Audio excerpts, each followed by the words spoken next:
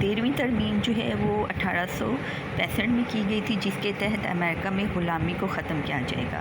پھر آ جاتا ہے 14ویں ترمیم جو ہے وہ 1868 میں کی گئی، جس کے تحت شہریوں کی مرکزی اور ریاستی شہریت جو دوہری شہریت تھی اس کو تسلیم کر دیا گیا۔ ایک جو ان کے پاس شہریت ہوتی ہے وہ امریکہ کی ہوتی ہے اور دوسری جو ہے وہ ان کی اپنی ریاست کی ہوتی ہے۔ پھر آ جاتا ہے 15ویں ترمیم۔ 15ویں ترمیم جو ہے وہ 1870 میں پیش کی گئی تھی۔ اس میں محدود رائے دہی کے اصول کو رد کر دیا گیا تھا۔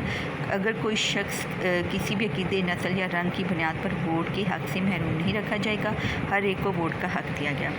نیکسٹ ہے 16ویں ترمیم۔ 16ویں ترمیم جو ہے وہ 1913 میں پیش کی گئی تھی، جس میں کانگریس جو ہے وہ انکم ٹیکس کے قوانین بنانے کی مجاز ٹھہری گئی۔ ہاں جی، نیکسٹ ہے 17ویں ترمیم۔ 17ویں ترمیم جو ہے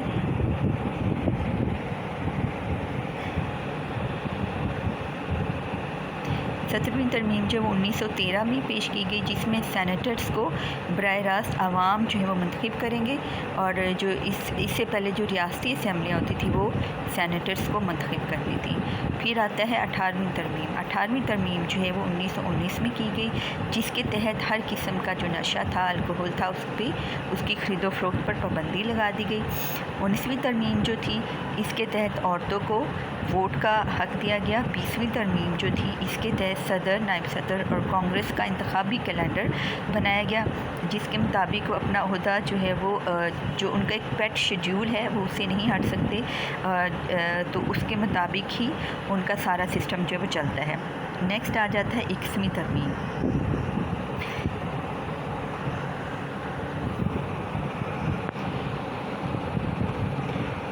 21ویں ترمیم جو تھی 1933 میں کی گئی، اس کے تحت 18ویں ترمیم کو منسوخ کر دیا گیا تھا اور تمام نشہ آور چیزوں پر سے پابندی اٹھا لی گئی۔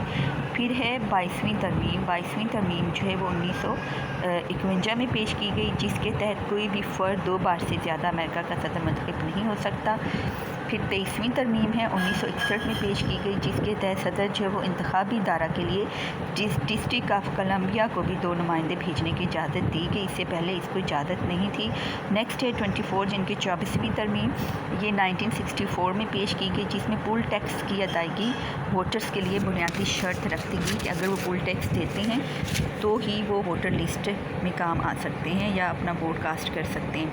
25ویں ترمیم جو ہے وہ 1965 میں کی گئی، جس کے تحت صدر ذہنی یا جسمانی بیماری کی وجہ سے اگر اپنا ذمہ داریاں نہیں سنبھال سکتا یا اس کو پرابلم ہو رہا ہے تو اس کی جگہ پہ نائب صدر جو ہے وہ اس کی باقی ماندہ مدت جو ہے وہ پوری کرے گا۔ پھر ہے 26ویں ترمیم۔